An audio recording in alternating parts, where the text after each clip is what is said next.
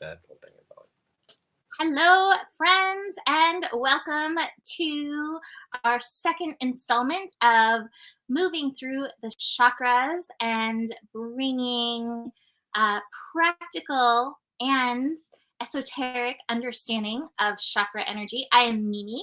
I am the proprietress of Gaia Blooming, and I am your daily astrologer, connecting the dots to the energies so that we can utilize them in our daily lives. And I'm here today again with Ryan and Nicole Oman. Oh, wrong way. There they are. It's backwards.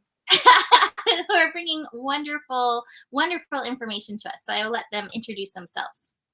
Cool. I guess I'll go first. My name is Ryan, and I work with my beautiful wife here, Nicole. We have a company called Guided by the Omens because our last name is Oman. And see what we did there? Yeah. Basically, we don't see ourselves as life coaches. We see ourselves as life Sherpas, helping earth angels just like you climb this metaphorical mountain that we call life. And we're here primarily to speak about the chakra system, and specifically today, the sacral chakra. And I'm Nicole Oman. I've been a life coach, healer, shaman for about 15 plus years. And I really help people dig deep into themselves, find who they really are, and clear away all of that noise and nonsense beliefs and trauma. So you really can feel empowered to be yourself. I think self-love starts right from that. It's just giving yourself the permission to be yourself. Mm-hmm. I think one of the other important thing to say is that we focus on spirituality in a very practical way. If it doesn't have practical application in your life, then it's just ideas. So we like to try to take all these wonderful high concepts and bring them down to reality. We're Taurus. He's a Taurus. I'm a Virgo, so it makes sense. Gotta bring it down to earth. Well, speaking of bringing it down into reality, Ryan is going to kick us off with a meditation to connect us to the sacral chakra for today. Yeah, so this little bubble meditation is a great way to get centered in any one of your chakras. So you can basically, we'll do this every week. And last week we did it in the root. Today we're going to do it in the sacral. So the first thing you want to do is make sure that you're in a position where you feel comfortable, but sitting up straight. So imagine if someone important walked into the room and you wanted to look alert, and you wanted to basically use your spine as an antenna. So, you want to make sure that antenna is nice and straight so it's getting good reception. The next thing you want to do is just close your eyes and start to connect to your breath.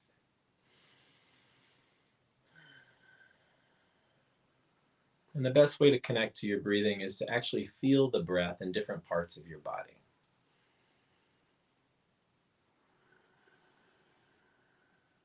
So we're going to start by feeling the breath moving through the nostrils.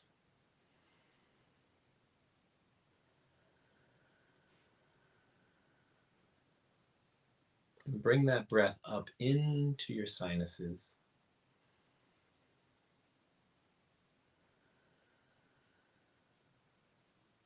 And feel that breath pull into your throat.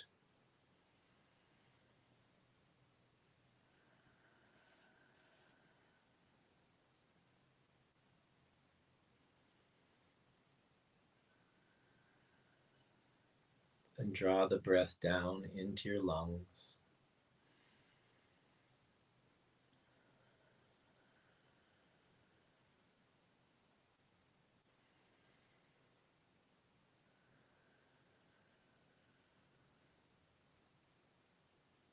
And pull the breath into your belly.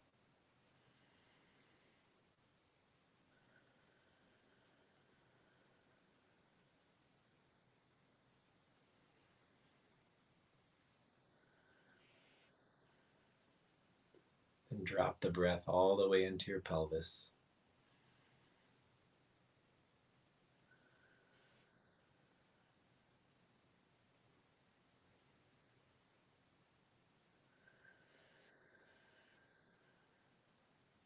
Then finally, feel the breath go all the way into your base, your pelvic floor.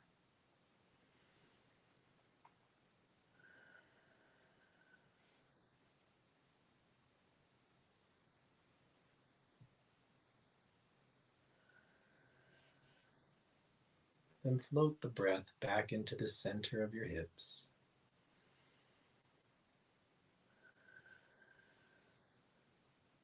Imagine your hips like a big bowl of water.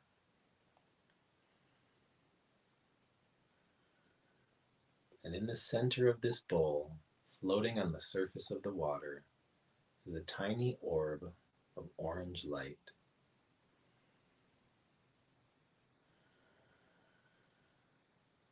With each breath, we're going to increase the size of this little orb of light on the exhale.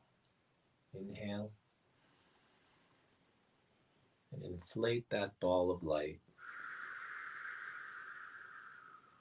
to the size of a marble.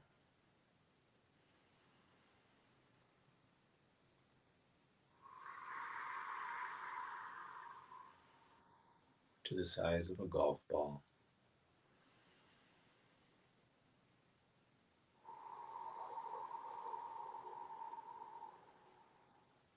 To the size of a softball.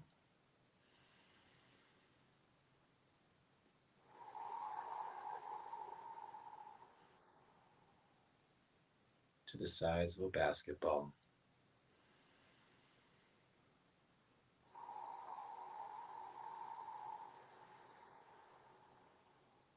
To the size of a beach ball.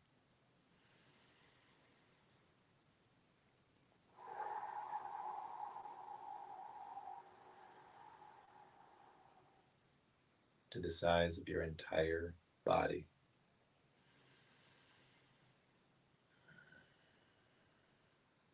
And just imagine yourself floating on the surface of the water inside of this orange ball of light, perfectly safe. This light will surround us for this entire video and keep us grounded in the energy of the sacral chakra.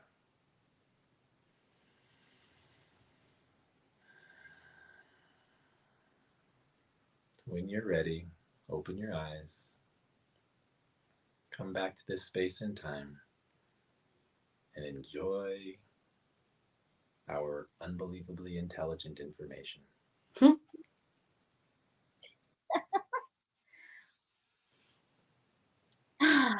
Laughter is always a good way to pull you back into your body, right? Definitely. All right. Definitely some things came to me while we were digging into that. So, would you guys like to kick this off, or do you want me to dig into? No, if things came up for you during the meditation, that sounds like you've got the hot hand. Let's go. All right. Well, so some of the energies that encompass are encompassed by the sacral chakra are sensuality and sexuality, which Nikki and Ryan are definitely going to dig into today in tandem with the energies of Tantra. But part of the sacral chakra is also our emotions, our feelings, and our creativity. And part of what I was feeling, I love one of the things I love in astrology is how every sign that's like, before the next sign, it's a beautiful foundation for it. And the root chakra is such a beautiful foundation for the sacral chakra, because to be able to fully feel our emotions, to allow our creativity to come through, to allow intimacy, sexuality, sensuality, we have to feel safe, right? And Right. so if you have not watched last week's, please go back and watch that so that you can support this energy that we're bringing through. Connecting it to astrology. This year, our astrology, every year it has some major lessons for us, but one big thing for astrology this year is going to be the planet Saturn, which is our major karmic lessons. Like Saturn is our master teacher. Saturn's going to be moving out of the energy of Aquarius and into Pisces. And Saturn in Pisces, which is going to shift in March, is going to have us taking responsibility for our emotions. So being able to allow and work with your emotions is definitely going to be a huge topic, like a huge lesson for all of us over the next 2.5 years, so to speak. So to be able to like dig into our sacral chakra and work with the root chakra, feeling safe in these energies is definitely going to be a huge theme for all of us. And as I was sitting here, the download that I was getting, was that part of Pisces energy, beyond like the emotional energies of Pisces, any water sign can bring us into our emotions. But a big calling of Pisces is actually that calling to union as well. I always equate Pisces energy with Rumi poems. And if you read Rumi poems, a lot of people turn them romantic, right? Because it's Mhm. like, you have always danced inside my heart. I have always known you here. And the union can be with another, but it's also that union with God. And so there's so many amazing energies that we can dig into. And that's what was coming through. So I'd love to send it over to you to kind of dig into this. But that's where I was kind of getting pulled into as we were doing that meditation. Yeah, well, the sacral chakra brings up polarity or duality. And one of the wonderful things, I mean, Pisces is the two fish, right? So there's that polarity, that yin and yang duality type thing. But correct me if I'm wrong, but the opposite of Pisces on the astrological chart is Virgo, correct? Yes.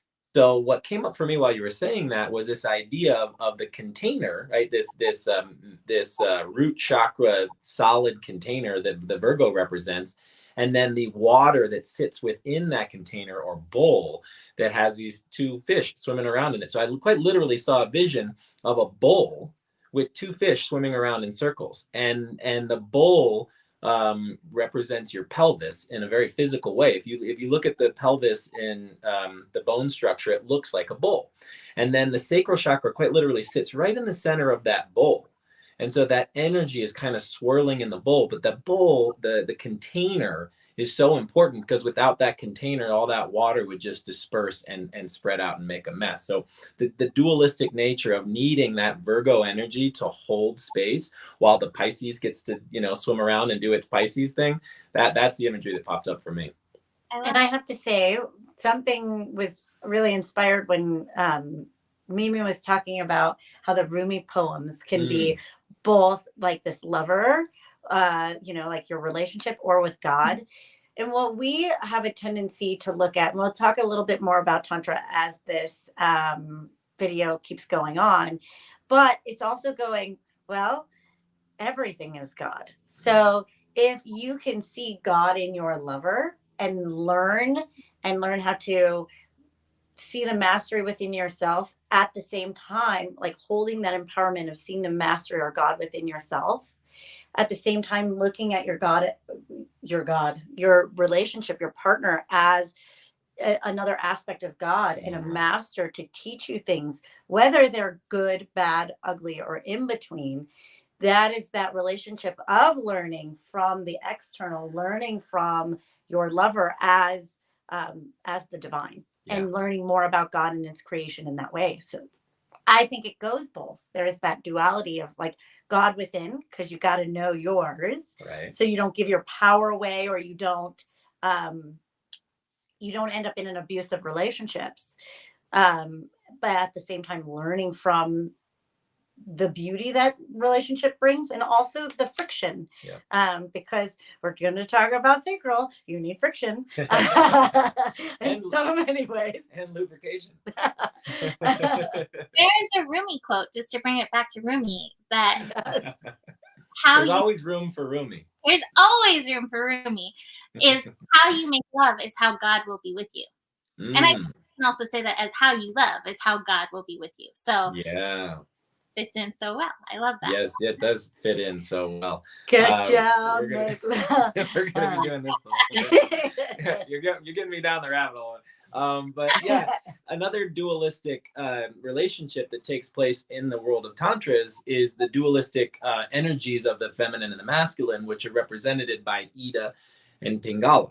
The Pingala or Pingala is the masculine energy that arise, that Kundalini energy, that serpent, and the Ida is the feminine energy coming up. And so these two begin the dance that will eventually bring them up to the crown chakra down here in the sacral. They're basically sleeping in the root chakra, which we brought up last week, and now they're into the sacral chakra and they're starting to swim. And that's that Piscean, like kind of like you see. I see this. We have this picture in our room that has a fish swimming after the other fish's tail, and then that fish is swimming after the other fish's tail. So it's very much a yin yang, but it's done with two fish swimming around each other, just like that, the Piscean sign. So I very much see this Kundalini energy, like one of those fish represents Ida, the other one represents Pingala, and they're swirling around this vortex type energy that's going to eventually lift them up into the next few chakras. So I want to introduce something. So we, in January 22nd, Ryan and I are going to be starting our next program, and it's called the Ascension Program. And Mimi did it last fall, and we go up the chakras. And I want to talk a little bit about that because we've done this program with two beautiful beta groups already, and we see some things going on in the sacral chakra. So when we get up into the sacral chakra, when we recorded them in 2001, Ryan got stuck in this energy for about 2 weeks, and it took us a little bit. And then after we finished our program, Ryan and I had to go into an entire 6 months of learning about our sexual nature, kind of growing it, maturing it, knowing who we are and who we're not. Cleaning up past resentments and mistakes and that sort of thing. What we don't realize when we're learning about our sexual nature is that we are so young when this is coming online. And so when this sexual energy comes online for us, when we hit puberty, we're like, I've got legs. And we don't even know what's going on down here. We're just going, hair is growing and I smell and this is awkward, and women are going, or girls are going, there's this menstrual thing that I have to learn how to deal with. Boys are getting excited when there's nothing to be excited about. Yeah, it's a very awkward time. So I mean, I think we have to all accept the fact that sexuality is awkward. And then it connects with our hormones as well. My daughter is 11, and so we've been talking about this time period a lot because they are very there's a lot of anxiety around it that I didn't realize. And Kali articulates it really well. But she's also talked about, she went through that phase of, well, maybe I can be transgender, so I don't have to go through puberty because I want to have shots so I don't go through puberty. And I'm like, no, you can't not go through this. You have to go through this really interesting and awkward rite of passage. But at the same time, I'm like, oh, it's making me think about that time period. And when we had to go through this time period with us, we didn't realize that we were holding on some shame about us exploring ourselves when we were younger. And those first sexual experiences are core memories, core bodily memories that get stuck. And sometimes when we go to express ourselves sexually, you feel that inner awkward 17-year-old going, I don't know what to do. Oh yeah, that definitely came up for me big time when we were integrating during that process. And I think that the integration is such a key concept here, because what will happen is you will start to touch those uncomfortable places, those little core memories like Nikki talked about. And when you start to bring those up to the surface, you are like, whoa, that's awkward, uncomfortable. I really don't want to deal with that. But the adult part of you, the mature part of you, needs to really kind of go back in time and take the immature learning part of you by the hand and go, it's okay, I got you. We've come a long way. Let's process through some of these things that have really been controlling the way that we behave from a subconscious level for many, many years. And if we don't take the awkward opportunity to go back and look at these things and work through them, then they're going to constantly be running the show from behind the scenes. So bringing those to our current mature adult awareness is going to help us to evolve them so that we can reintegrate them into our lives in a much more healthy way. And like you were talking about Saturn, and that Saturn is such a maturation process. We have to mature ourselves. So in the next year, I think you're going to go through a lot of emotional maturity, sexual maturity, and also, creative maturity as well. But again, when you're going through puberty, what else? Not just sexually, you're being very much stimulated emotionally, especially women. Yes. Hormones. My goodness. Emotions are such a huge part of the sacral. Yeah, and that's we're not taught in schools is how to deal with emotions. So much of, I feel like what I was taught is like, you have emotions, brush them under the rug. Like, don't go there. Like, you can't go there. And so many clients that I have, like how can I be human in the world? Like, I gotta push my emotions. I can't be emotional at work. You know, we as a world, I think, are so challenged around emotions and the expression of them. Well, 100%. even in spirituality, it's like Oh, the yeah. emotions are dark and love and light only. And I'm like, I am Shakti all the way, you guys. I feel the rage. I feel the things.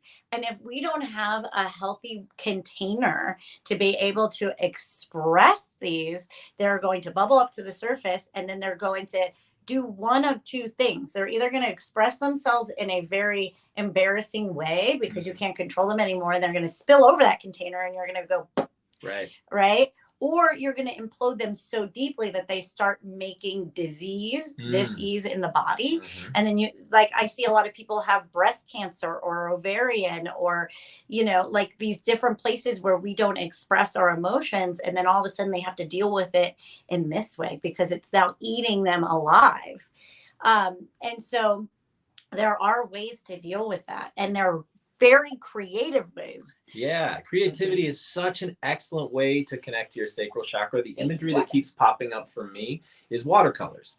So when you're painting with watercolors, most people have painted with watercolors at some point in their life. When you're painting with watercolors, you don't have like really good control. Like you put a line down on the paper and suddenly it starts to spread as that water starts to seep into the page.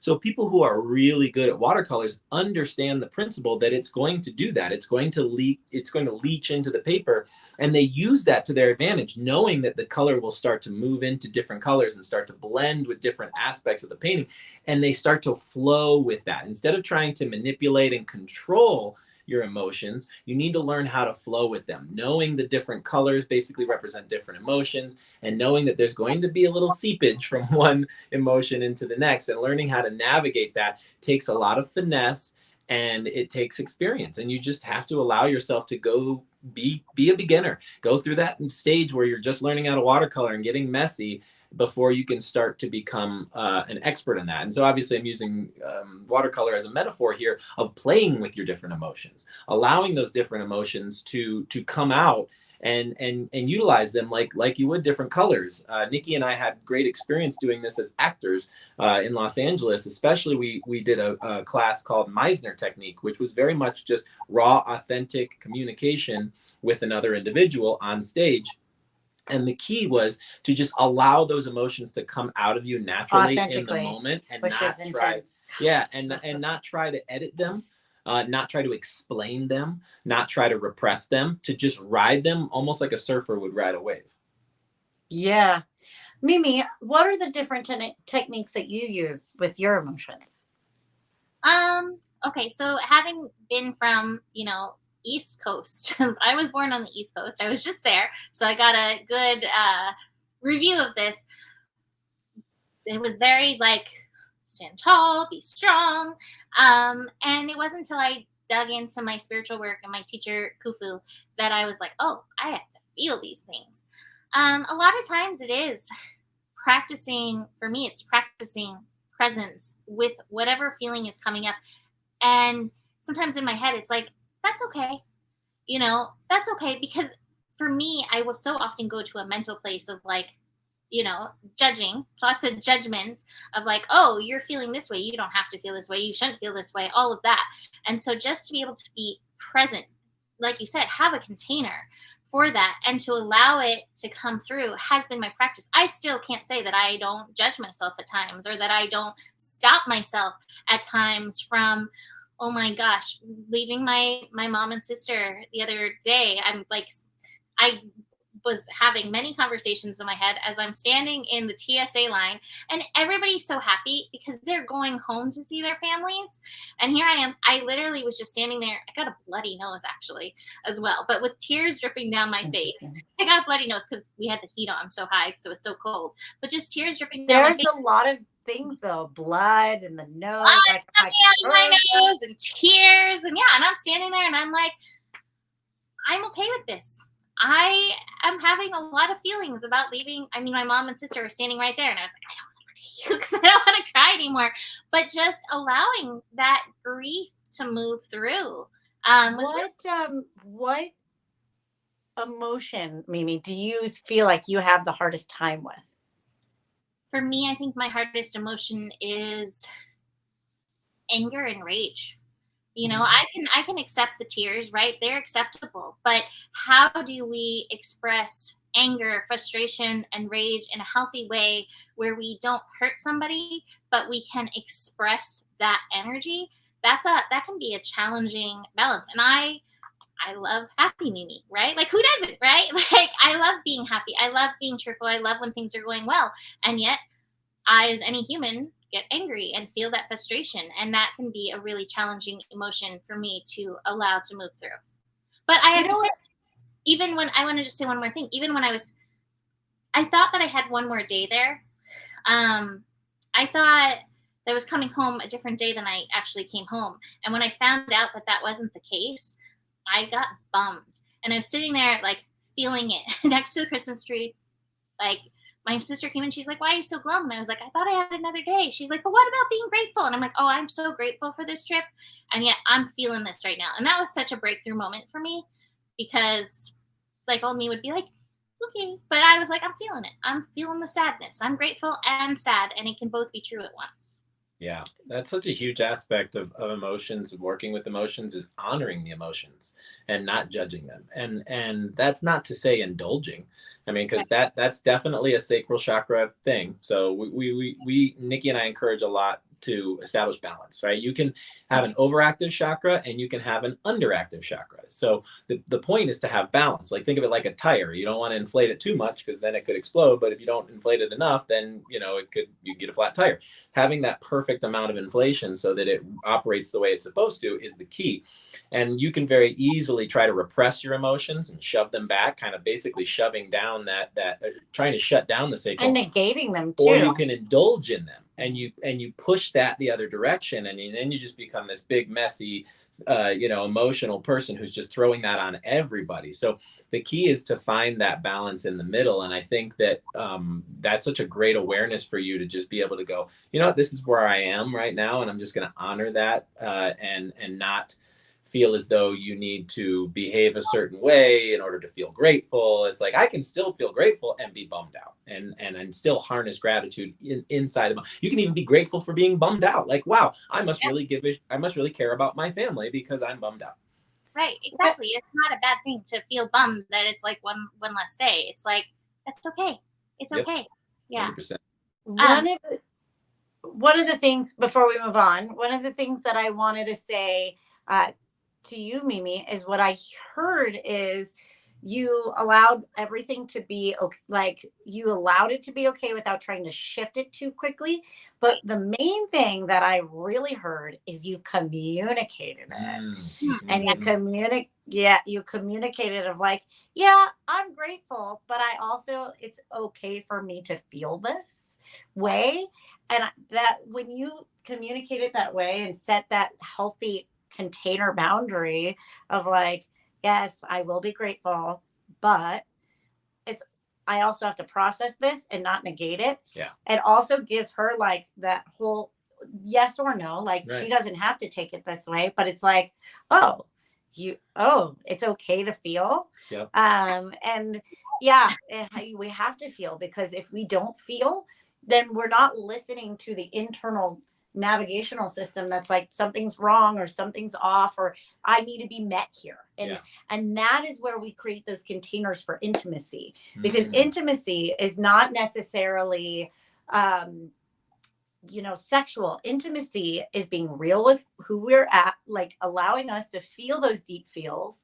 And then eventually when you allow yourself to feel safe in those deep feels, allowing someone else to hold you in that place so you feel safe, that's when we start trusting each other again.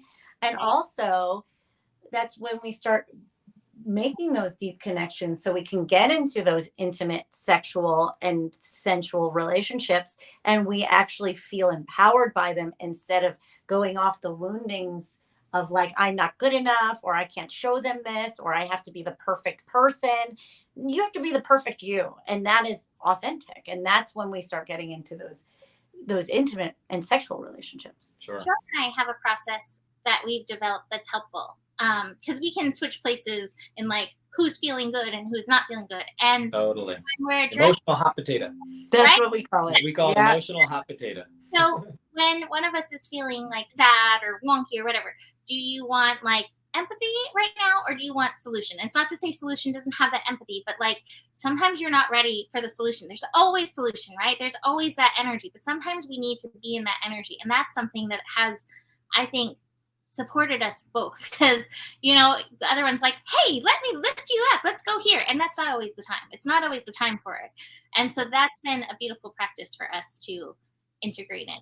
We have this practice. So this is kind of a funny story, because what do men usually do when the feminine aspect of ourselves is like venting or like just expressing whatever it is? And sometimes the masculine thinks it's nagging, but really all we're doing is trying to express it in our fullness because we're trying to feel it. Right. But the masculine, and this doesn't mean men or women, we all have a masculine that wants a solution or wants to make everybody feel better, right? Fixer. The fixer aspect. And then we all have the feminine aspect that just needs to express or vibe with it or feel it or whatever, right? And so that's why I say masculine and feminine, not the guy and the girl, because we can take on either role. Oh yeah. And so Ryan's sitting there and he's like trying to like give me solutions. And I'm like, I don't need to be fixed. I just need you to hold space. And he's kind of frustrated and he goes, what does that look like? And I'm like, yes, hold space. So he does that. And I crawl into his lap like this. And I'm like, that feels so much better. So now we have, and we do this for like when he realizes he just needs to hold space, especially when we started this practice, he looked at me and goes, like, I'm here. I'm just holding for you. And I'm like, yay. Because I knew I could just be myself, let go.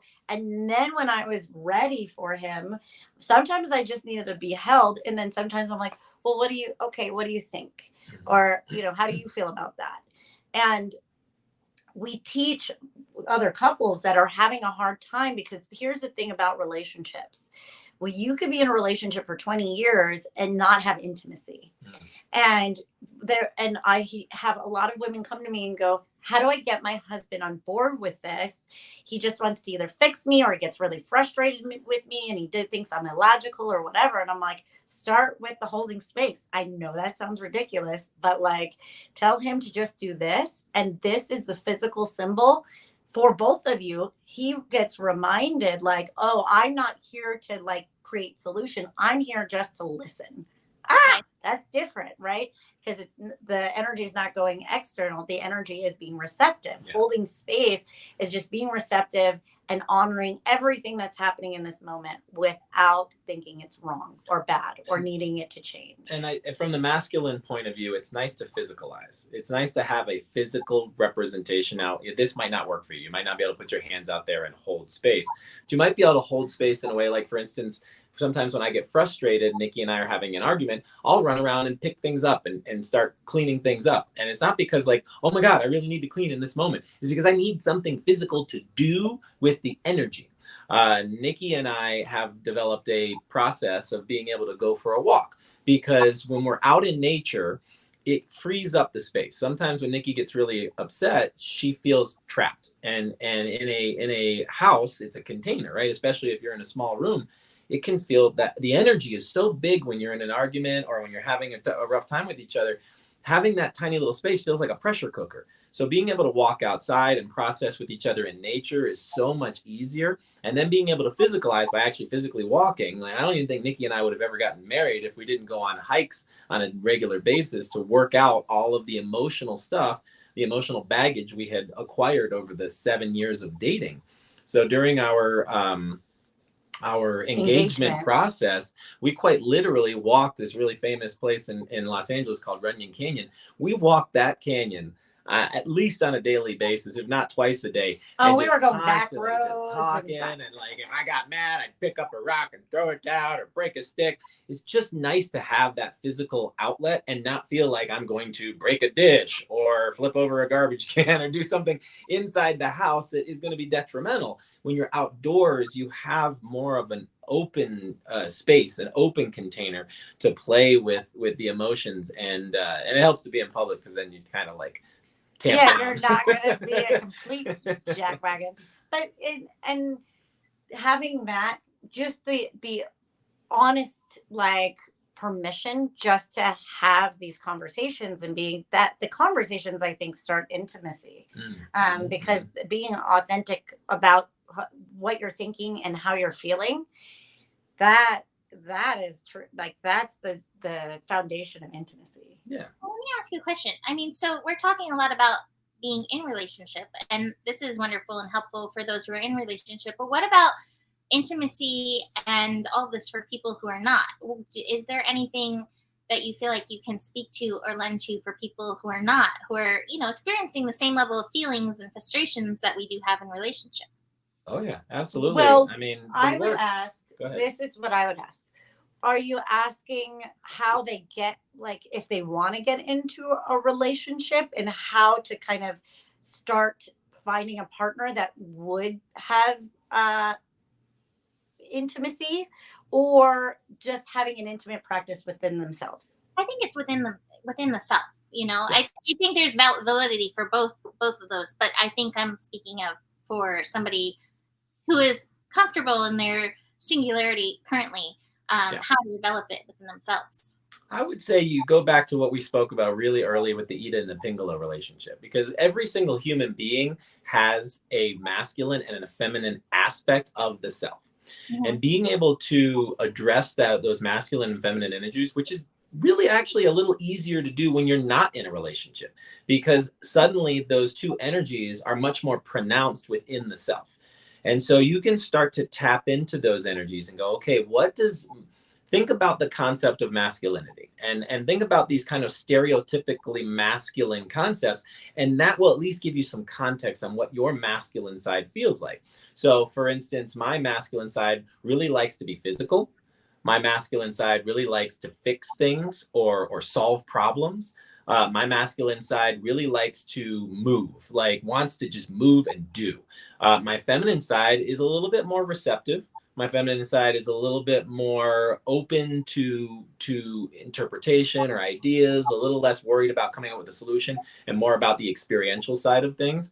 And my feminine side can be a little bit, I don't want to say lazy, but, likes to be comfortable and wants to just kind of sit in the energy. So I want to, because I know both of these aspects of you so much, and talking about this with, the masculine folks in your life, whether it be a lover or a father or a brother or whatever, when he goes into his feminine, because I think it's more conditioned that women can kind of bounce back in their masculine and feminine a little bit easier than a man can, because the way society is, like, we can be more masculine and that is celebrated. But a woman or a man who's a little bit more feminine is a little hard to tap into, because it's not necessarily celebrated for a man to be certainly feminine. A lot more now than we were. Totally. And it's changing. But at the same time, we're still in a transitional moment of this energy. And with Ryan, when he gets in his feminine, he gets really uncomfortable sometimes, and he gets vulnerable, and he's like, this feels really weird. And he almost feels embarrassed. And so I almost have to talk him through, like, it's okay to feel feminine. And I want to say that about us women too, because we've been, like, you've been conditioned. Don't feel your emotions. Very masculine. Be grateful now. That's masculine. Changing something, not dealing with the feminine. So sometimes we have to deal with our feminine a little bit more, and get like, as a single person, and doing it as within yourself. Allow it, just giving permission slips, allowing yourself to feel uncomfortable, getting comfortable with the energy of vulnerability, allowing anger and the darker emotions to be okay. And having a communication with the self. And there's different ways to have these communications. You could do it with journaling. You could talk to yourself in a mirror. And all of these things are going to make you feel stupid and uncomfortable. And that is part of the process, is getting past the mind of going, this is really ridiculous. Yeah, because that's creativity. And if you are doing something with that critic voice, you're not going to get yourself to any part of healing or any part of knowing these deeper layers of the self. And the resistance is going to come up whether you like it or not, because that's the way growth is. So you have to allow yourself to get creative and find your ways to communicating with the self, whether that's painting. A lot of times when I'm painting, I'll go, oh, this painting is literally talking to me. Am I going crazy? And if you don't think you're going crazy during this, then you're not doing it right. Because there's going to be times where you feel absolutely insane. I'm talking to myself in the mirror. Yep. Yeah, you are. I think ultimately it's a getting to know yourself process. And I think that one of the things that Nikki didn't bring up was the concept of meditation. Like, meditation is very much getting to know yourself. And I know that a lot of people have this misconception that when you meditate, you're supposed to stop all thoughts from happening and all feelings and just become into a void space and then just like sit in that void space like a yogi up in the Himalayas. But the truth is that you've got a lot to work through before you get to that level. And for most people, it's lifetimes that you have to work through before you get to that level. So allowing that purge process to happen when you're going through your meditative process, allowing those emotions and those thoughts and those feelings to arise, and then just looking at them, observing them. One of the best techniques I'd ever been given when I first started meditation is to imagine yourself sitting on the river. And then each thought that you get is like a little boat floating by on the river. You can watch that boat float by, but you don't swim out and jump on the boat, right? And that's not attaching to your thoughts. That's not attaching to your feelings that come up during meditation, because what you're supposed to do is observe. Just observe. And when these things start to come up, they start to float down the river metaphorically, just witness. That's all you have to do. And that witnessing process will help you to better understand yourself, because you'll be like, oh, that is a boat that comes by a lot. This particular boat is I'm angry at my mother, right? Let's just say that's it. That boat, I'm angry at my mother, just keeps on floating by. Every time I sit down, it keeps floating by. Cool. Then just observe it and take in whatever that boat is trying to teach you, or that lesson is trying to teach you, because these things they constantly come up in your psyche for a reason. And I think if you really want to get to know yourself, sit with yourself. That's the key. Sit with yourself. Yeah. I want to address a question really fast. Paisley asks, Gaia blooming, do you find the masculine feminine ratio relates to astro chart placements? And I just want to say, good question. It is a great question. It's very interesting how we have definitely assigned masculine and feminine energies to every sign. And generally, the traditional way of looking at it is that the water and earth signs are the more feminine signs, and the fire and air signs are the more masculine. But I've taught astrology classes, and I see masculine and feminine energies in all of the signs, and I think it's just the same as it is within us. There can be tendencies towards very, like, fire signs for instance are definitely more active, right? And the masculine energy can be more connected to the activity. However, fire signs are also very emotional, actually. Mm-hmm. So that can definitely connect more to that feminine energy. I usually prefer to use yin and yang rather than masculine and feminine, because I think we have such strong mental concepts around what masculinity is and what femininity is. Mm-hmm. And when we use the terms yin and yang, we can soften to them, because we don't have such strong boundaries of like what this means to be a man or what this means to be a woman. So I usually do that. But I would say that all of the signs, they have the Ida and the Pingala. All the signs have those combined energies. And the more we can, work with them in ourselves, the more we can come into union within ourselves. So totally. And she said, Paisley, I don't know what you are, but Paisley said, I was thinking more of masculine, feminine, of planets, not the signs. And I say the same thing of the planets. A lot of the planets have this strong masculine energy that we connect into. Like Neptune. Neptune was a god, right? Neptune ruling Pisces. And yet, when we tune into the Neptune energy, there can be a lot of like yin in it, right? Yeah. There's a lot of that femininity. So I don't necessarily subscribe to it being just one way or the other. I Right. find, just like in ourselves, there is both. Mhm. In the planets and the science. So, It's interesting because usually the way that I was taught astrology, that most of the planets are masculine in nature, except for Venus and the moon. But then when you start looking at the asteroids, you start getting these like female kind of, I don't know, aspects that are so important. And I found when I dug into the asteroids that I got to know my personality, my personal life, like these really beautiful moments in my life that are extremely important came up. And I was like, oh, it's so funny how we put a lot of weight onto like these masculine energies. And I want to talk about it not just like astrology, but we only know about the masculine archangels. We know that because the way that we are on the planet right now is really focused on more masculine behaviors and aspects rather than the feminine ones. So really, when you're looking at your astrology, you're looking at your spirituality, you're looking at any part of your life, you have to do the due diligence right now to balance the yin or the feminine energies, just because society is kind of slanted at the moment. Yeah.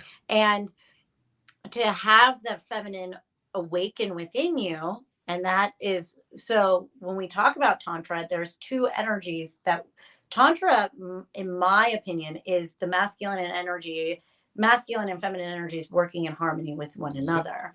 And so when you're looking at tantric energies, you're looking at the Shiva energy of the masculine, of consciousness, of like anything is possible. It's that very masculine yang energy meeting with the creation energy of the feminine, of the Shakti, of the life force energy. And we right now villainize that in society, thinking that anything that's built of the material is evil or satanic. But really, we're dealing with physical energy all the time, and that's the feminine. And learning how to work with both of in harmony with each other is the way that it's not just the feminine rising, it's the feminine rising and the masculine listening to the feminine in harmony with each other, because we can't push the masculine out. We need the masculine. We do. And it's extremely important. It's like you can't have one without the other. And when we learn how to work with these in harmony with each other, that's when the magic happens. That's where creation happens. That's when you have really healthy relationships, not just with your lover, but with an understanding of other people, where they're coming from, having different perspectives, even dealing with each other in a more mature way politically. Right? Because I think both political affiliations kind of lean to a certain perspective. And I think it's also very, I don't know, kind of like it makes you very aware of how the masculine and the feminine are not listening and they blame each other. It's like the mother and the father, like, fighting for custody over the children. It's like, stop, it's not helping anybody. Right? We're stuck in this mentality. And if we start learning how to work with these masculine and feminine, the yin and the yang energies in a more like, they're both pretty, I think we'll be able to heal faster. Yeah, and to your point, Mimi, about the yin and the yang, I think that the using the verbiage that takes some of the stigma away is really important, because the lessons that we need to learn from these energies are only gonna get through if we can get past our social conditioning, if we can get past these ideas that we've created in our head, and then the labels of good and bad, right? Because if we had a good relationship with our father and a bad relationship with our mother, we might find the masculine to be positive and the negative, and the feminine to be negative, and you could do that vice versa as well. But I think the importance is balance and realizing that the masculine and the feminine live on a spectrum. There isn't, we talk about duality with the sacral chakra, but there's also this blending, right? So you've got masculine on one end and feminine on the other.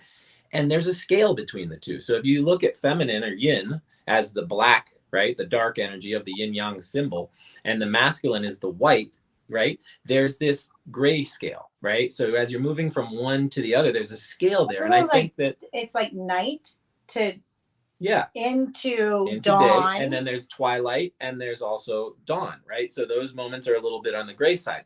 So like the point being is that when you're talking about whether it's astrology or the chakras or anything that has a dualistic nature to it, one might lean a little bit further to the masculine or lean a little bit further to the feminine, but they're not going to be all black or all white. And I think that when you ask the question of which one's masculine, which one's feminine, our minds, because they're conditioned this way, naturally want to go, well, this is all masculine or this is all feminine. This particular chakra is a masculine chakra. This particular planet is a feminine planet. When the truth is, it's on a bit of a scale. And then I'll take it even a step further and say it's your relationship to those particular energies. So when you start to ask about a particular planet, it's like that planet may lean towards a masculine energy, but when you interact with that planet, because you are a very masculine person, it might bring out your feminine side more.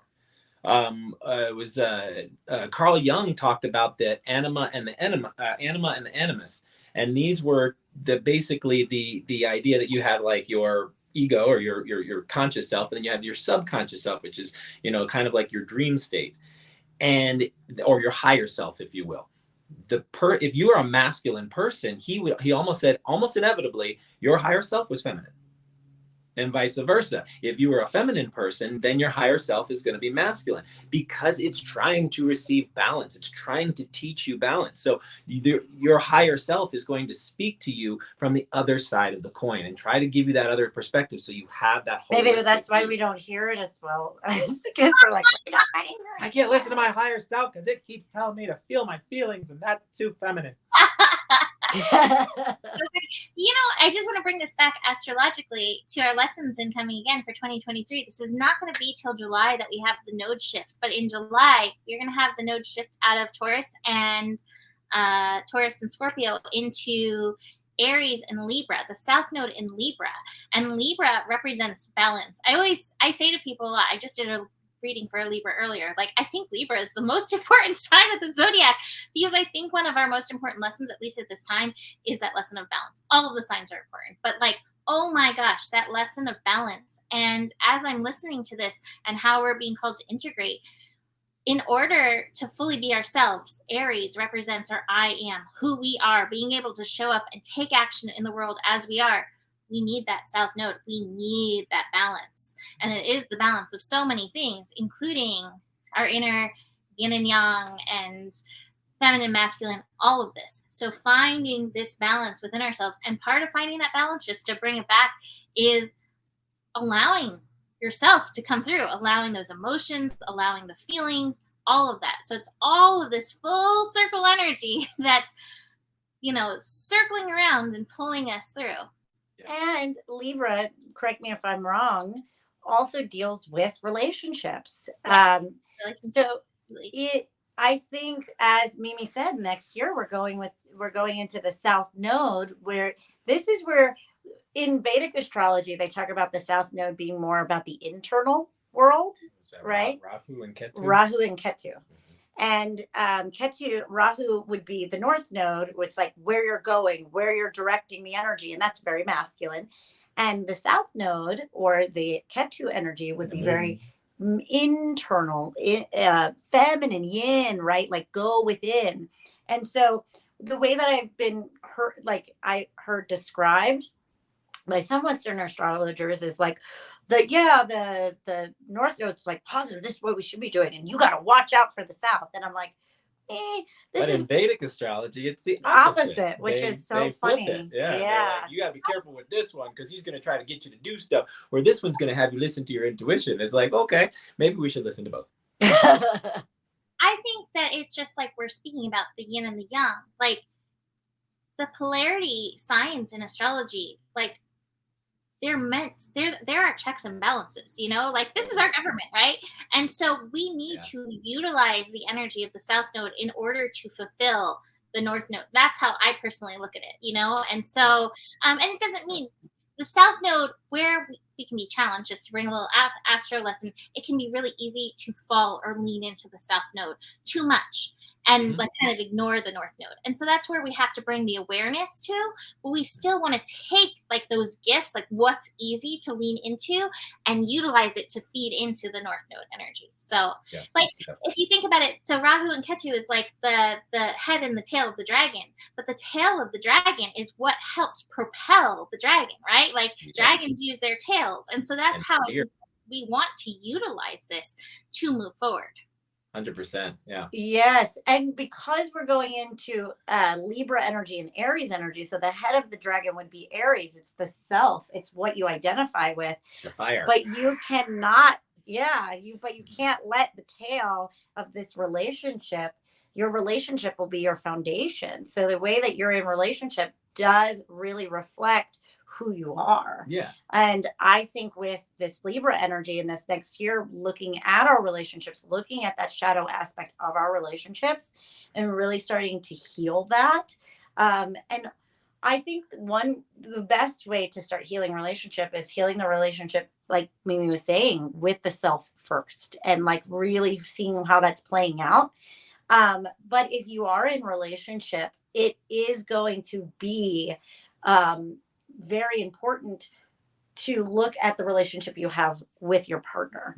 And because that is going to be a reflection of the relationship you are having internally. If you are at odds with that person, what is in odds with you? I have some ladies coming to me recently that they're having a hard time in their marriage because they don't feel like their partner listens to them, but also everybody else isn't listening to them. And I'm like, okay, where are we feeling powerless? Where are we not standing in our authentic truth? Or where are we not listening? Right. So it's like, so looking really at what that is, how it's affecting us, and maybe how we're folding in and not really allowing ourselves to feel confident to say it in a way that's not demanding, but more commanding, more like, okay, this is just how I feel. This is the way that I'm going to be. Like, I need to be heard here.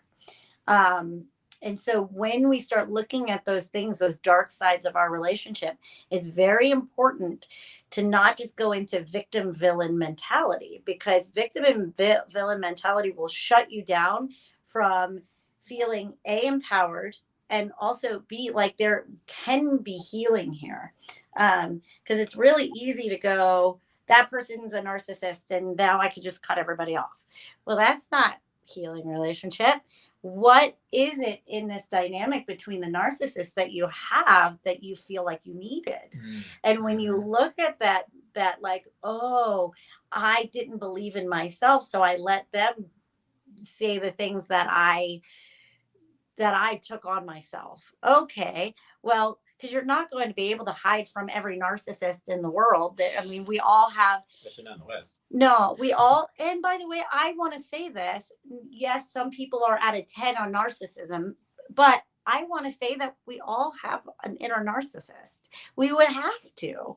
And it's like saying like you called your solar plexus. Yeah. you can't navigate without having a self, but the key is to realize that there's, again, balance. And trying to find that balance where you're not getting squished on and just basically letting people walk all over you, but you're also not being domineering. You try to find that balance. And one of the things, as you guys talk, that keeps coming up in my head is this, if you guys are familiar with Don Miguel Ruiz, he's very popular or famous for writing a book called The Four Agreements. But one of the books that we love just as much, maybe even more, is a book that he wrote called The Mastery of Love.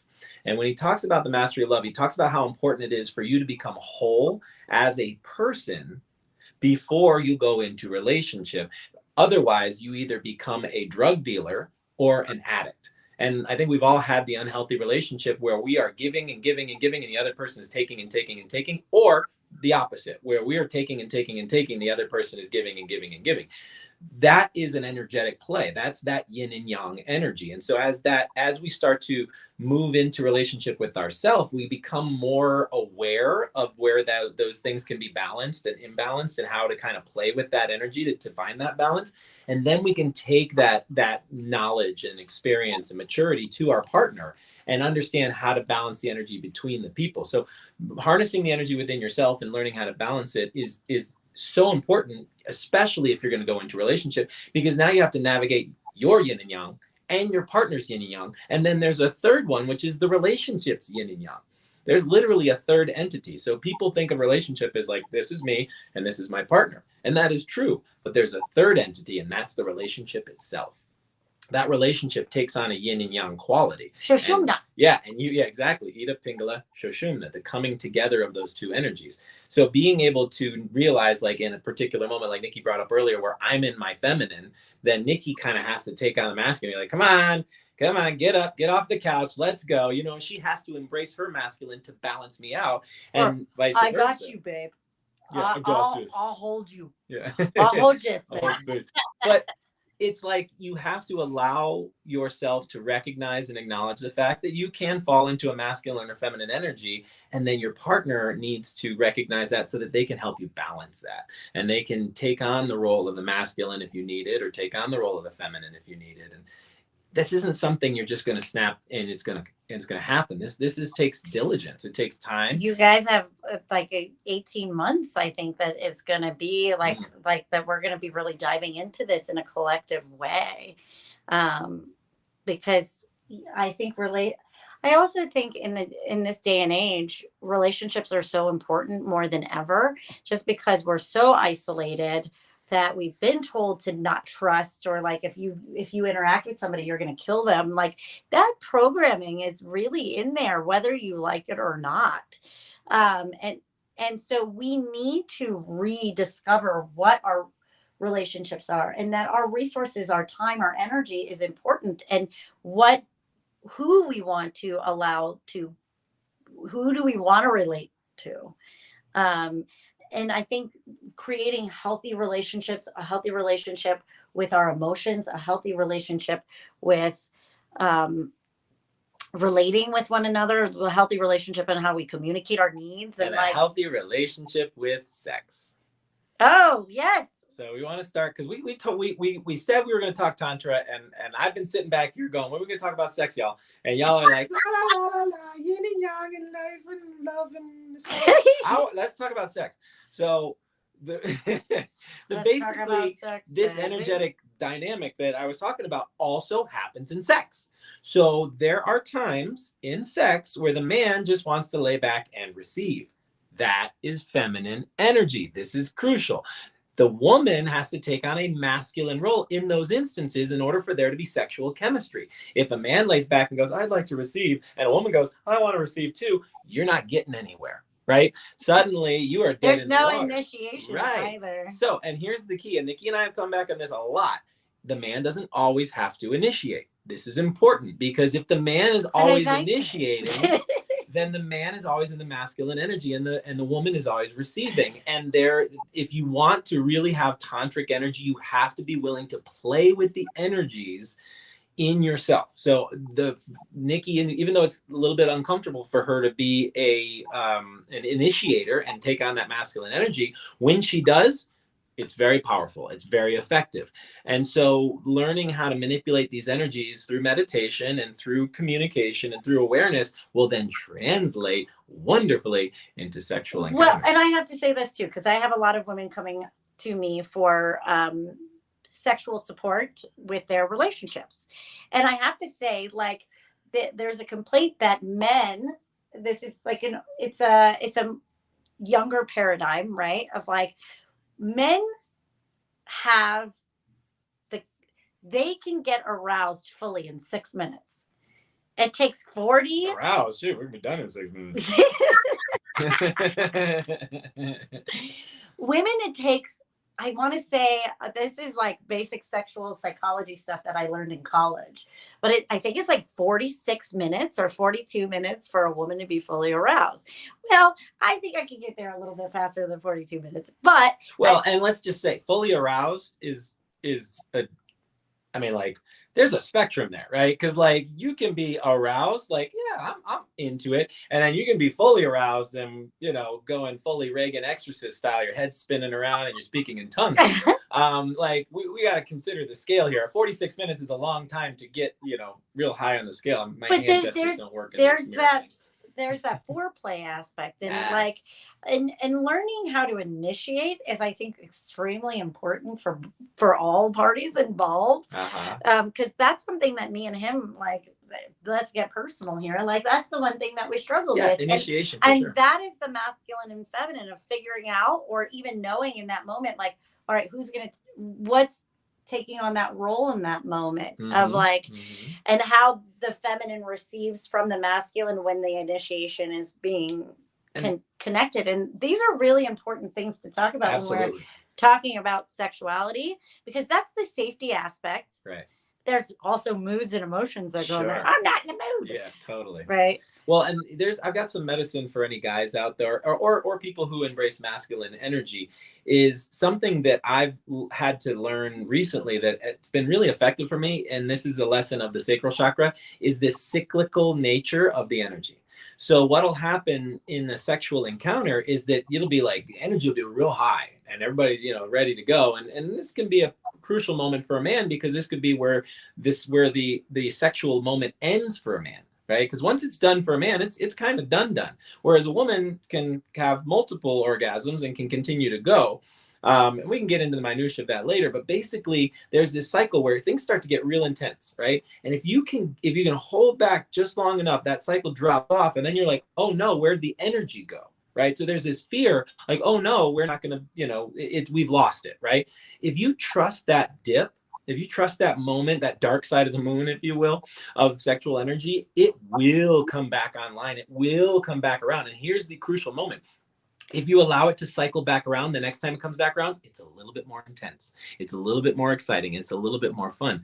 So one of the really key moments to doing tantric energy with your partner is allowing one of those peak cycles to go by, but not finish, and then pull back and allow things to chillax. Grab some water, grab some food, massage each other's feet, do something really talk. Talk, and then wait for that energy to pick back up again. Trust that it will, because when it comes back around, it comes back around greater. And every time you make a loop around here, it increases in intensity and size. And that's when you can have these really profoundly amazing sexual experiences, because you trust those cycles. And that is such a huge lesson of the sacral chakra, is trust the cycles. That's huge. I mean, that goes for everything. That goes for your emotions, trust the cycles. That goes for your creativity, trust those cycles. Because if you've ever done a creative project, you're like, oh, it's shit, I hate it. And then, inspiration, right? And oh yeah. For all of those things, trust those cycles. That's huge. Yeah, well, and the sacral chakra is directly connected to the moon. And if you see, most representations of the sacral chakra have some sort of like waxing and waning aspects of the moon. Usually you'll see them on the 6 petals of the lotus that represent like the yantra, if you will, of the sacral chakra. There's usually like, there's a full moon on one end, and then there's a new moon on the other, and then you have a waning and a waxing cycle. So the moon very much represents these energies. It's like the energy is dissipating, and now the energy is coming back online. And learning how to work with that energy and trust those cycles, and not try to manipulate or just throw your hands up and be like, I'm done with it. Trusting those cycles is crucial. I love that. I also want to say something about the feminine, because of course you would. What?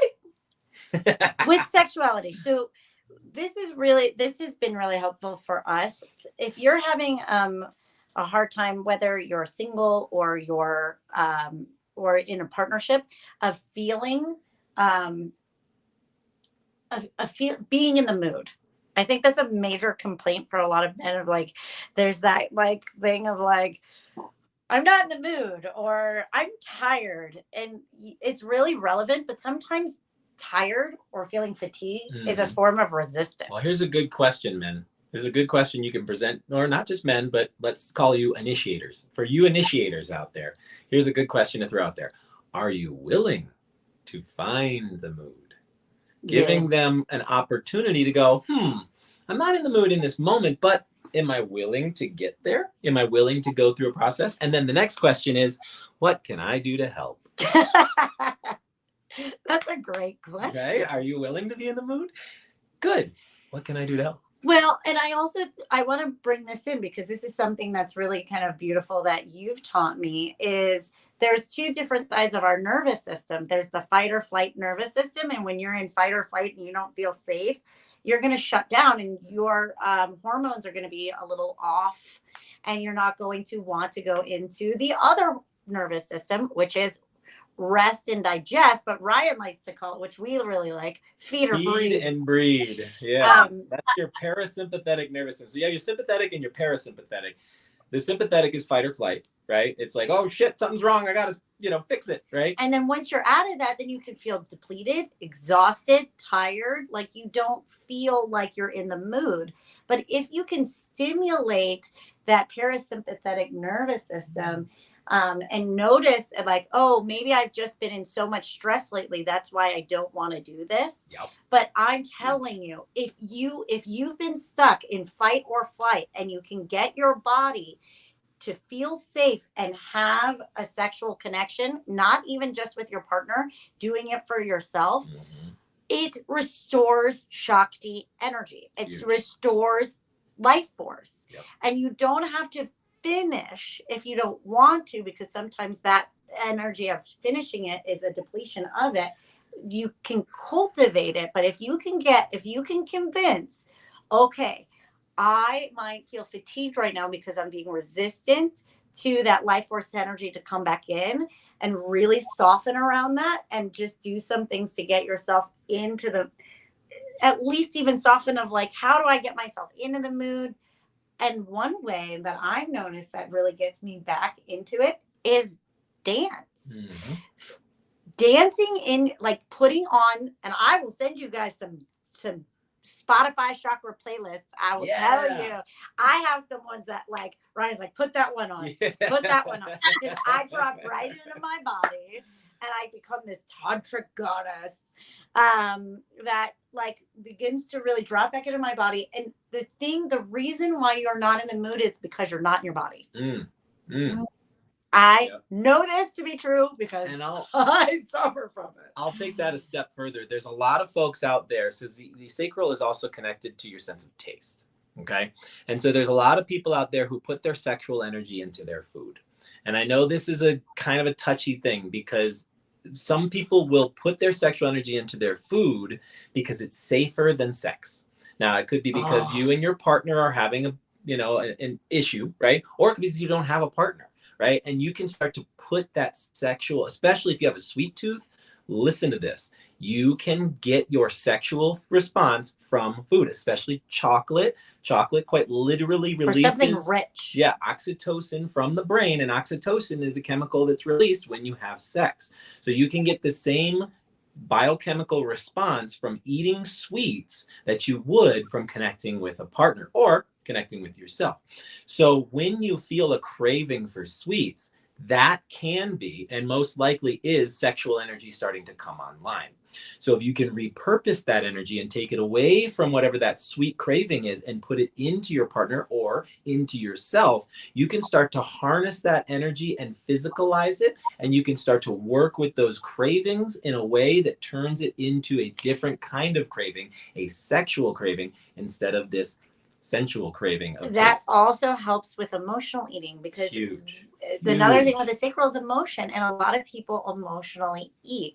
So instead of like really being unaware or like, oh, I'm emotionally, when you start eating because of your emotions, get into your body instead. It's like, oh, I'm having a redirect that energy and go into, you don't have to work out per se, but dance. Move because swimming, get in water. If you can connect to that sacral and really express it in a different way, it starts letting go of the binge cravings. This is something I work with a ton of clients with binge. I've worked so many binging things, right? That doesn't even mean food, alcohol too. Binging alcohol is also connected to the sacral as well. So these are Very all, sacral if energy. you're going, oh my God, these are all things I deal with. It's sacral. You don't have a relationship with your sacral right now. And that's okay. There's so many different ways. Yeah. Dance. We use the word sex. relationship a lot because relationships take cultivation. Relationship, you don't just have a relationship. You meet somebody, like our kids will be on the playground and be like, do you want to be friends? Yeah. And then now they have a relationship, right? Adults don't usually work that way. We usually kind of feel each other out a little bit, and that's totally fine. You Feel can do out. that, your You can do chakras, that with your energy centers. You can feel them out. That's what our program's all about. We're trying to increase people's connection or relationship to each energy center. So we spend weeks connecting to each energy center and massaging that relationship and building that trust and working to make sure that you know who you are on a very internal, intimate level. And we work diligently to come up with tools to help you do that. And I really think that the Journey of Ascension does that. It really helps you to develop a relationship with all these energy centers. And if nothing else, at the very, very minimum, it gives you awareness of which energy centers are out of balance and need more attention. Beautiful. I want to say, Paisley said, I feel called out. I just ate 2 peanut butter cookies. This is not a call out. You can still have pleasure. You can still enjoy food. Absolutely. And it goes back to that balance energy, right? Like, 100%. And you can bring food into your sexual energy. It's not our favorite. We're not big on like feeding each other. But that could work really well for you. So don't, just because we don't like it doesn't mean it doesn't work. I'm a Virgo. I'm like, I'll feed myself. I don't like eating food off of hot, sweaty bodies. Yeah, let's like, have sushi off of a naked body. No, I'm not. That's not Room my temperature sushi? No, I'm good.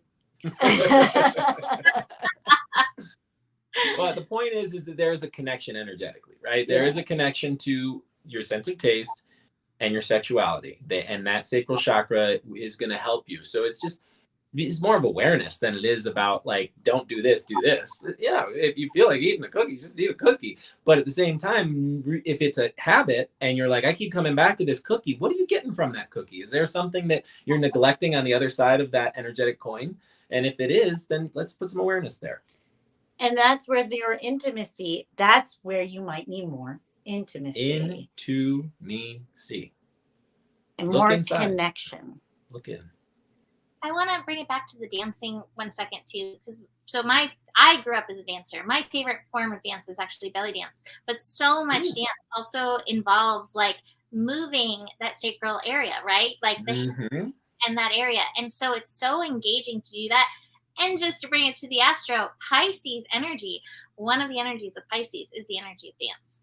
Yeah. So here it comes again. Full circle, how this energy is engaging, what we will be literally like beamed at by the planets over the next few years. And I want to say this about dance. There is so much resistance around dance, and I don't know why that is fully, but there's 2 things that I see that most people resist: singing and dancing. And singing is the way that we like have to express ourselves. So if we feel like we're a bad singer, we feel really embarrassed, or we feel immensely vulnerable when we sing in public. But yet there's something so compelling about it when we're in the car or in the shower, we like belt it out. Can we start doing that in public? Maybe, maybe not, but at least singing is one way to help heal that throat chakra. But if singing is the thing that heals the throat chakra, I'm telling you, dance is a form of healing of the sacral. And this is really important. Dance doesn't mean you have to take a dance class. You don't have to learn choreography. We're doing choreography. You don't have to do that. You can just simply move. And Mimi, you brought up a great point about belly dancing and the hips, right? So where does the sacral chakra live? It lives in the hips. It lives in the pelvis. If you learn how to move your hips, just stand, listen to the music, find the rhythm, and move your hips, and allow your body to start kind of manipulate how you move. Nikki does something fairly regularly called ecstatic dancing. Ecstatic dancing, there's no choreography. There's no structure. I mean, some of them have some structure, but most of the part, it's wide open to whatever your body feels, because it's about connecting to your body through movement. It's not necessarily about getting the right moves down. And music is connected so much to our emotions and our memories. And so it's like, if you find a song that you're like, oh my God, and you start to move your body, all of a sudden tears are bursted out of your eyes, or that anger that you've been suppressing. There are times where I'll put drum beats on and I'll be on the floor like, and I'm just like expressing this rage in a playful way. That is a really healthy way to express emotion and express what's going on. Crawl around the floor, look like it. Like I said, am I going crazy? Yeah, I look like an idiot. I'm running around and I look like a dragon on the floor. But to be honest with you, isn't that so much more healthy than me and you like screaming at each other or throwing a cell phone at somebody? Like that's, like the energy's got to go somewhere. it's got to go somewhere. You might as well give it a vehicle that works well. And I think that's also goes back to container work too. When you want to do something like this, create a space. Create a sacred space to do some sacred dancing. And if you don't already have a sacred space in your house, make one. Give yourself room to experience your body. And express and play with this, because I think being playful with your emotions and your sexual nature it's going to make it feel a lot more safe and accessible to do. And maybe more in the mood. I have to say, Ryan's like, you want to dance tonight? Because we know where that leads. But it doesn't just lead into, I think the problem is a lot of people have this weird interpretation of sex, where sex can be transcendental. It could be this really beautiful, spiritual, connected, healing practice. But you have to do these things before it, because you have to feel safe in your body. You got to feel connected to your partner. And when I asked a client of mine, I'm like, why don't you dance for him? And she looked at me and she started sweating. She turned red. And I was like, you've been with him for 20 years. I think it's going to be okay to dance in front of him. And she did. Start with the safety dance. The safety dance. You can dance if you want to. You can leave your cares behind.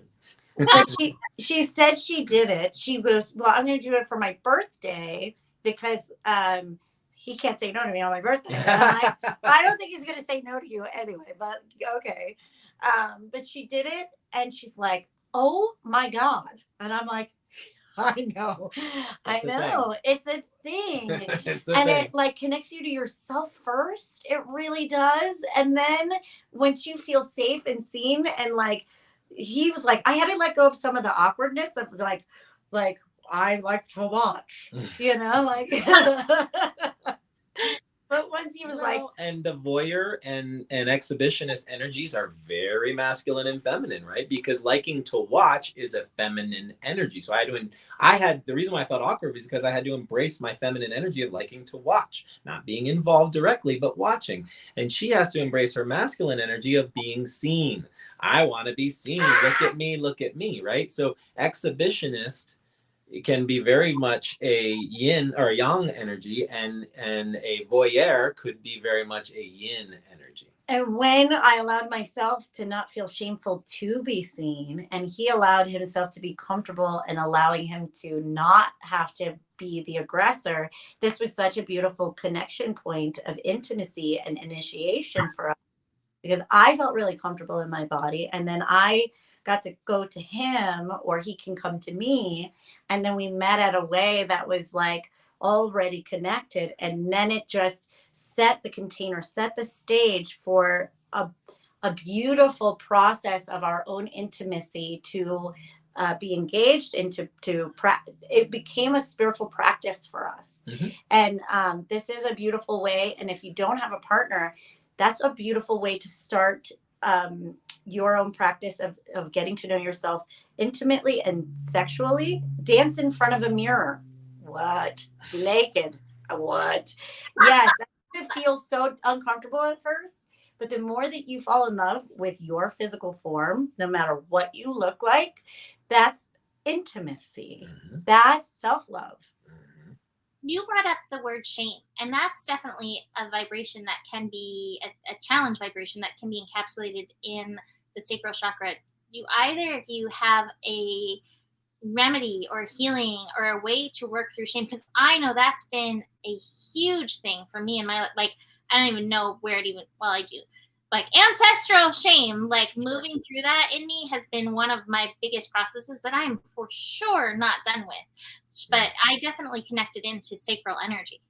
Yeah. Well, I think the first step is to acknowledge that you have it, right? And you've already done that just by bringing it up.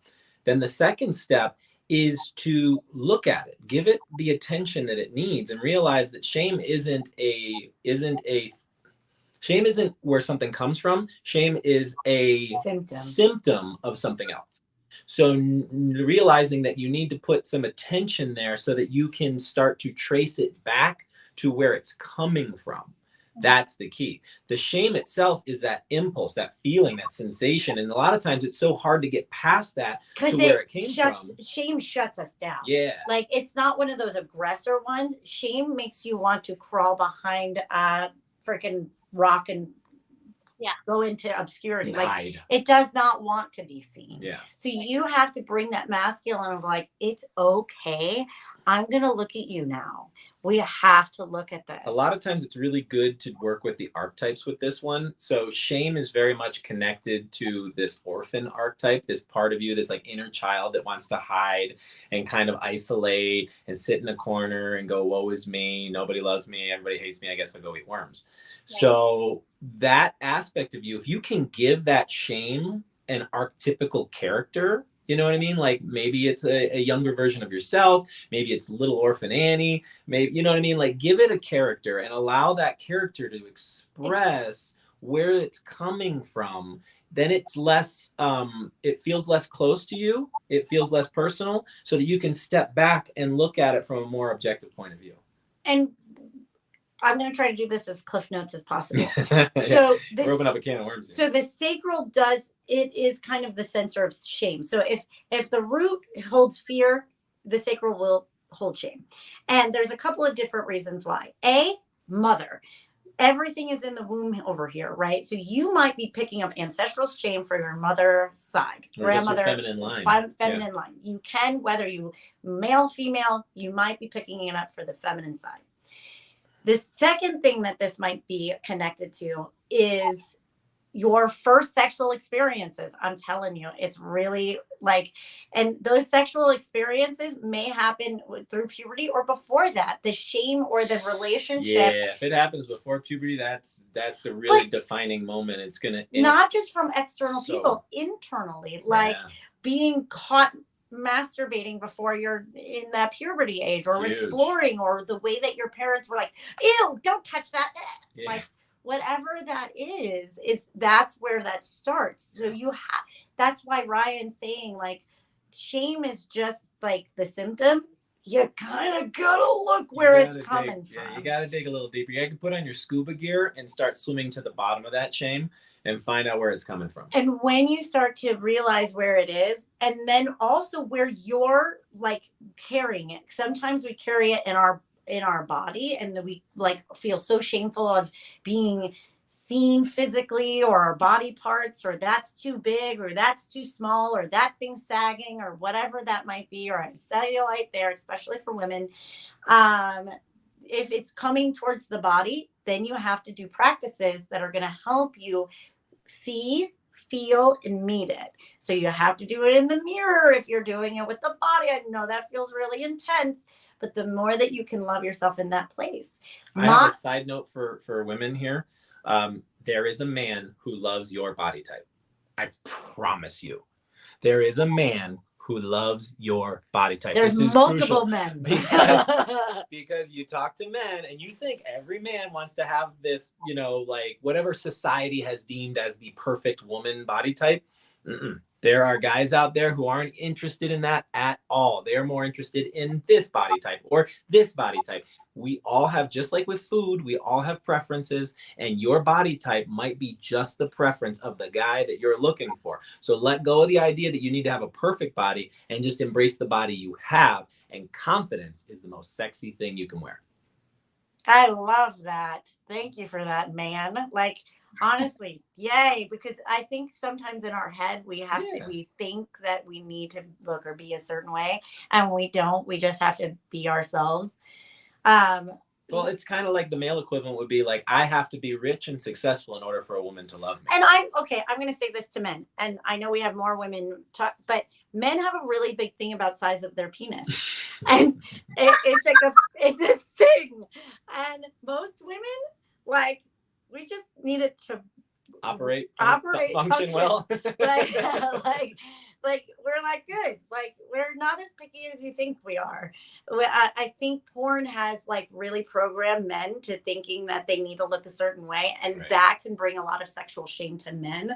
Of like, I'm not good enough, or I'm not big enough, or I'm not doing it right, or whatever that might be, and that can shut a man down. And so this is why And I when think you're that looking, the antidote to that is a woman communicating to their partner how much they love that particular appendage. That's huge, right?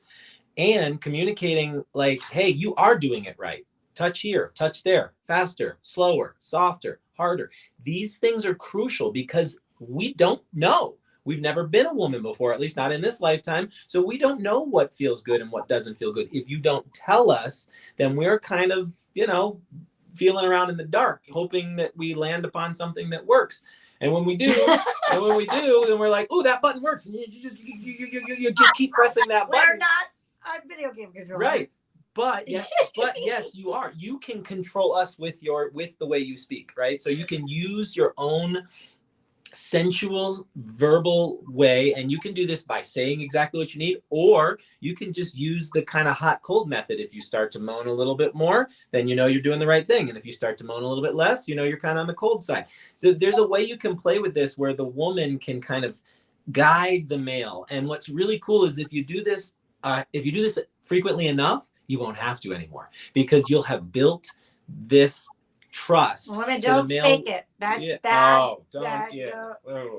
Don't. I mean, because then they're just going to keep doing the thing that you faked it on, thinking that was what did it. Like, you want to paint yourself into a corner, fake an orgasm. You'll never, ever get the result you're looking for, because he's just going to keep going towards that route that he thinks works. So the key is show, tell, explain, guide. Because the masculine needs that. It needs to be guided by the feminine. So to finish the shame thing, especially with women, we have a lot of things that social says that that's good and that's bad, especially when we're learning. There's a lot of slut shaming in middle school and high school that you may have to clean up. Something I had to. And then in college, there's a lot of slut seeking. Yes. And so what you have to do with that is just get really comfortable in the way that you like to express your own sexual nature, and not apologize for it. Whether it's voyeuristic, whether it's exhibitionist, or whether it's a little bit of both, or whether it's whatever. It could just be where you're at that time. I mean, sexuality is so fascinating. Ryan and I love like documentaries to like these fetishes and things like that, because they're so interesting. Things that we are holding in this container are very unique. And if you can really be honest with yourself of what turns you on without shame, and you do it in a healthy container with consent, there's so much beauty of expression and understanding yourself in so many different facets. Don't be afraid to be awkward. Don't be afraid to make mistakes. And don't be afraid to make a mess. Oh, yeah. That is sacral talking right there. I mean, that's it. If you can follow those 3 rules, then you are on the path to some amazing sexual discovery. Life discovery. Yeah. This all feels like it comes back to that Rumi quote, how you make love is how you are with God, right? You got it. Well, we came full circle, y'all. Yeah, absolutely. I mean, I feel complete. You guys feel good? Yeah. Do you want to take us through that meditation, or actually let's kind of talk about one more thing before that. So we have a couple of things. Mimi has her end of the year readings, the beginning of the year readings, and where she looks through your entire year with your astrology, which is super helpful, especially what we talked about. If you need help with your relationships, it's kind of like the farmer's almanac of your year. You can get an idea of what's coming, so you can wear the right clothes. Yes, and also know how to deal with that personally. Like, we gave you a lot of tools. Mimi gives you tools that are perfect for you and really allows you to kind of know what's going on with you, so you're not like, what's happening? It's like, oh yeah, I knew this was coming. This is when I really have to buckle down and like help heal this. Totally. Is there anything else you want to say about that? Because I just totally did a commercial for you. Yeah, absolutely. Year ahead readings, they're just wonderful. It gives you a good barometer of what you're going to be facing lesson wise for the year ahead. You can always book a regular reading as well, but the year ahead ones are just really great overview of like the major lessons coming in. And we definitely have some shifts. Oh, we just got a question that I think would be so great to just address like in 5 minutes if we can. Are you willing to dig in? Okay. Michelle said, can you address how this may relate to sexual assault, trauma, and gentle suggestions for reconnecting and healing the sacral? I think that you guys gave some, but it might be just good to reiterate just a few of those. So let me go ahead, baby. Yeah, let me Yeah, take Nikki's this got one. a lot of experience with this. So I work with a lot of sexual trauma with others, which has been such a big part of my career. When you're dealing with sexual assault and trauma, there are so many layers to it. The first thing is more root chakra than sacral. Feeling safe is 110% the battle. Yep. Because when you had something happen to you that wasn't in your consent or it did take away your innocence, there's a lot of things that happened in the subconscious, and there's a lot of like part of your psyche begins to like fracture. So it's more about going into feeling safe, how you feel safe, container work, and pulling your power back. There's so many different ways that you can do that. But what I would first like really do is say, how is this affecting me? What am I making it mean for me? And what do I need? And when you can start really asking yourself your needs when developing, because a lot of times when we go through sexual trauma or assault, especially for a woman, we're not able to orgasm. And that's not like across the board, but a lot of women I've helped heal so they can find pleasure in this area again. And it's going to start with yourself. You have to have a practice with yourself to know how to touch yourself, how you feel safe, relaxing the nervous system when you're being touched.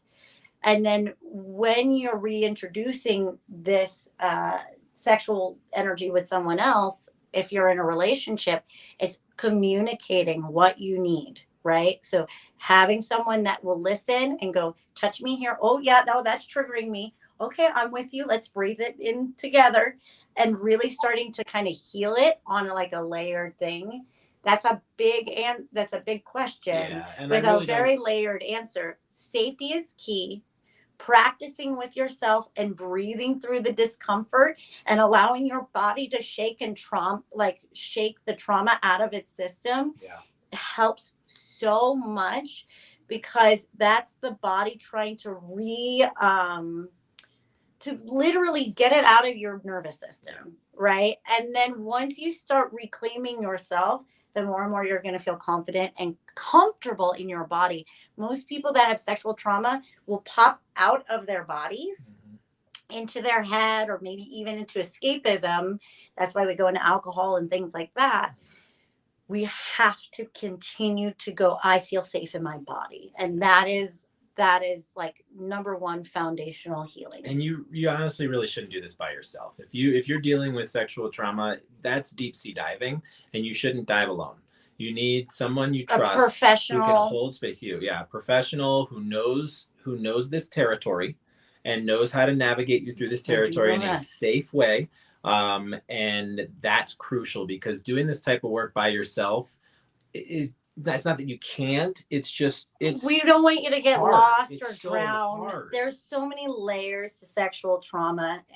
There's so many layers. You really need to have somebody helping you. Yeah. And so you can kind of walk this path of self-empowerment through it, because once you get to parts of the other side, you start to realize like, oh, this was a life experience that helped me become empowered. But if you get stuck in the trauma, it's is hard. It's so so it's hard. it's such a sexual trauma and trauma in general are so life defining. And we can get stuck in a whole lifetime where we can't get out of it. But if you do get the right amount of help and the right type of support and help, it becomes the most defining thing for your empowerment, not just for your for a traumatic experience. Yeah. You really, and I think the key is to recognize that yes, it's life defining, but it doesn't have to be a lifetime defining. Yes. You can heal. You can heal, and knowing that you can heal and that there's people out there who specialize in helping you heal is the first step in the battle. Because I think a lot of times people just have to go, well, I just have to accept this about my life and then just pretend it's not there or move on. That's not going to help you heal, because ultimately you have to go back into these places. And I use scuba diving as an analogy here, because you have to dive deep into these places, and the deeper you go, the scarier it can be. And not having somebody there to hold your hand or hold space for you, you could get lost. And so it's really important to have that space holder. And it's kind of a soul retrieval type of thing sometimes. So you have to kind of retrieve that part of yourself, and you don't have to go back and relive it. You don't have to do that type of like trauma therapy. You can get it without having to relive the thing. But at the same time, know that whatever practice that you find, make sure it feels good for you. You don't have to be, you don't have to.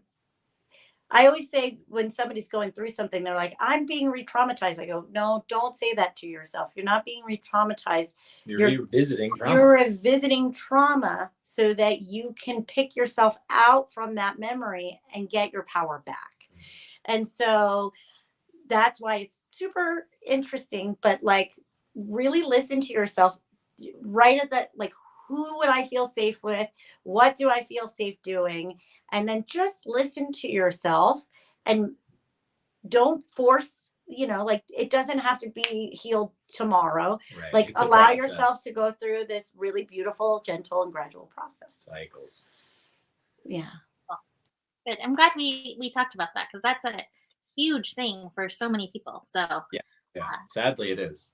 Yeah, unfortunately. And like we talked about beforehand, in so many different communities. Anyway, let's not go there now. Was there anything? Well, let's talk about your program and then we can close it out. So, yeah, we actually finished something this week that we've been working on for a year. So we are doing an ascension program, and it lasts not 7 to 9 weeks. Yeah, it's 7 weeks of work with a prep week and an integration week. And so it's meditations every day with Ryan and I, morning and night. So you wake up and you do a really beautiful meditation with Ryan, and then you fall in the evening, you fall asleep to a meditation with me that helps you take bad programs out of our subconscious, and you are able in the morning with Ryan to go, okay, what do I actually want to put here? And we give you some suggestions and things like that. And that starts January 22nd, and it's called Ascend, the Journey of Ascension, or Ascend. And this is really going to give you a relationship to all of your chakras. Something we created this last year is called Activate, and Activate is a kind of a condensed version. And you get a chakra activation every single day for 7 days. And it's just a 12-minute video with beautiful graphics. Provided by Axon Genesis, the guy who makes these shirts. Yep. And then one of us, depending on what chakra it is, will have a guided meditation through it or a guided activation through it. And then our singing bowls gently in the background, helping you activate each chakra in a very empowering and healthy way. It's a very beautiful visual process. So if you're not ready to make the full commitment to our big program, this is a massively affordable option. It's until Christmas time, it's just $33.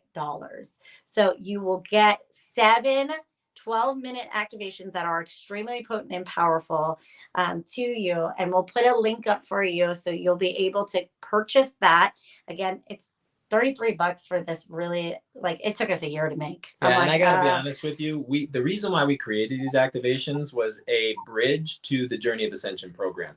So if you've never done meditation before, this is a great way to kind of and it's wet your affordable. beak, if you will. You Yeah. know, this is a great way to stick your toe in the water, because you don't really have to do anything except for just sit and watch and listen. And so it's a very passive experience, but you're still going to get the energetic shift that you need that will help bring you into a bigger program like the Journey of Ascension. If you're ready for that in January, it's a great way to kind of pull out all of the subconscious things in your metaphorical closet, and then, you know, decide what you want to get rid of and what you want to put back in. So if you're interested in Activate or Ascend, we will put those links there for you. And if you want to do something like, I've been thinking about doing Ascension program, but I'm not quite sure. This is a really beautiful way to feel if you're ready or get yourself ready.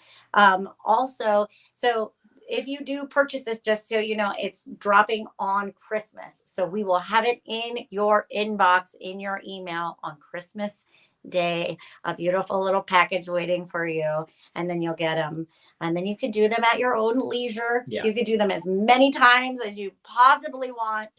And they're super great, and they're a little video, and again, 12 minutes, and it's pretty cool. It's very cool. Maybe we'll get hers in her inbox too. I'm excited. We can't wait to share. Oh my God, they're so good. We quite literally last night we were getting the emails from Stephen Walker, Accent Genesis, and he was sending us the emails, and we would watch them to send him notes and stuff, and they were so good, and we were so excited, and he was excited, which was really fun for us because he created this animation without even knowing us. We just stumbled upon the animation through YouTube and went, "We love your animation. Can we put our meditations on it?" And he said, "Yeah, that sounds great." And so he really had no expectations other than, you know, somebody was working with his art.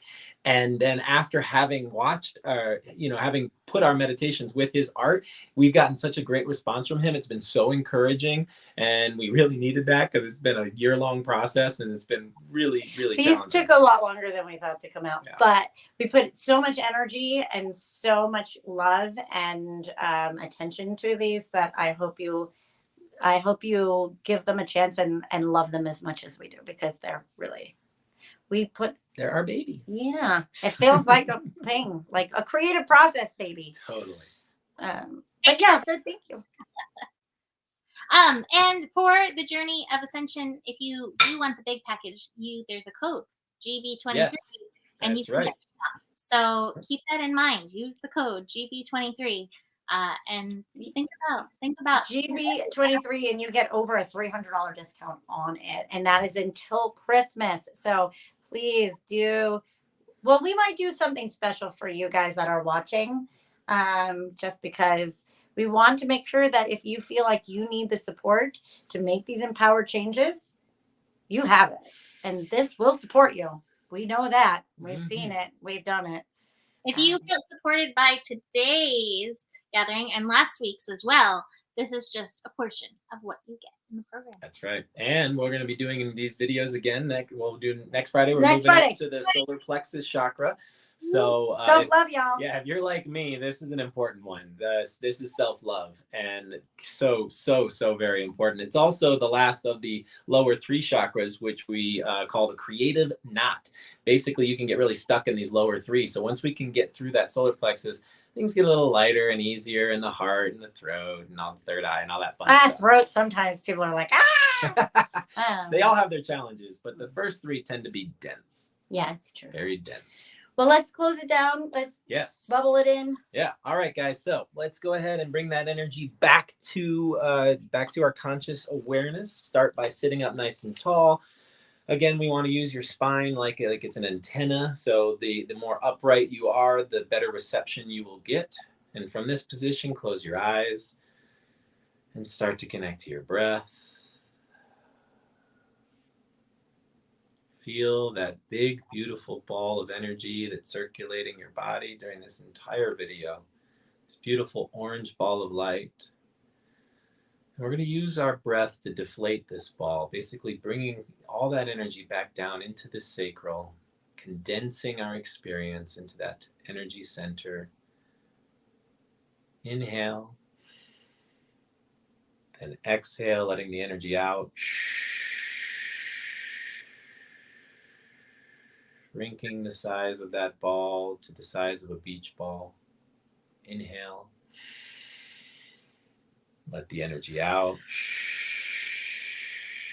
Shrinking that ball to the size of a basketball. Inhale. And release the energy. Shrinking that ball to the size of a softball.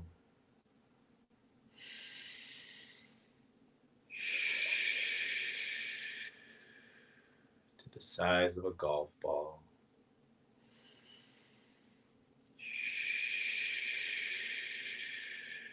To the size of a marble.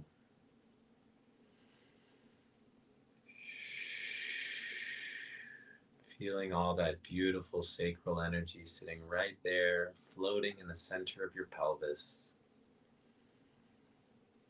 And just take all of the wonderful information, wisdom, knowledge, just let it float into your cells like osmosis. Thank you guys so much for listening to us speak. When you're ready, you can open your eyes, come back to this space and time. Thank you, thank you, thank you. Thank you so much. We'll see you next week. Namaste. Bye. Namaste in Namaste. touch.